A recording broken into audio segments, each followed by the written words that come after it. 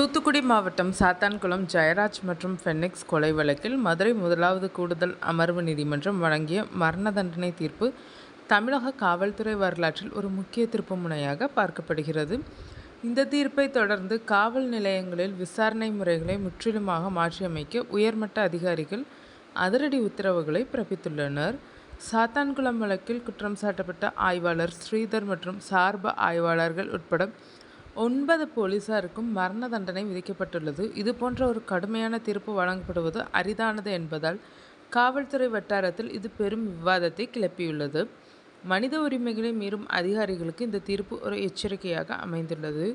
விசாரணை என்ற பெயரில் நடைபெறும் அத்துமீறல்களை தடுக்க தலைமையகம் சில முக்கிய வழிகாட்டுதல்களை வெளியிட்டுள்ளது. காவல் நிலையங்களில் விசாரணையின் போது பயன்படுத்தப்படும் இரும்பு கம்பிகள், பிளாஸ்டிக் குழாய்கள் மற்றும் பிற தேவையற்ற பொருட்களை உடனடியாக அப்புறப்படுத்த வேண்டும்.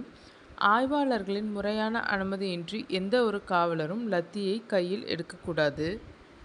ஆய்வாளர் அல்லது டிஎஸ்பி ஆகியோரின் நேரடி கண்காணிப்பின்றி எந்த ஒரு நபரிடம் விசாரணை நடத்தப்படக்கூடாது. பழைய பாணியிலான அடிதடி முறைகளை முற்றிலும் கைவிட்டு நவீன காலத்திற்கு ஏற்ப அறிவியல் ரீதியான புலனாய்வு முறைகளை போலீசார் பின்பற்ற வேண்டும்.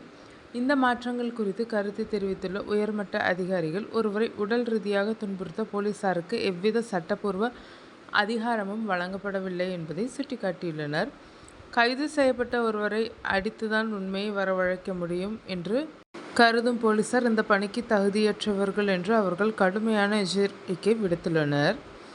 மரண தண்டனை தீர்ப்பு மனித உரிமை ஆர்வலர்களால் வரவேற்கப்பட்டாலும் காவல்துறை தரப்பில் ஒரு விதமான கலவையான கருத்துக்கள் நிலவுகின்றனர். போலீசார் கொல்லப்பட்ட வழக்குகளில் இதுபோன்ற விரைவான மற்றும் கடுமையான தண்டனைகள் வழங்கப்படுகிறதா என்ற கேள்வியையும் ஒரு தரப்பினர் எழுப்பி வருகின்றனர். இருப்பினும் மனித உரிமை மீறல்களை தவிர்க்க இந்த புதிய விதிமுறைகளை கண்டிப்புடன் பின்பற்ற வேண்டும் என்பதில் தலைமை அலுவலகம் உறுதியாக உள்ளது.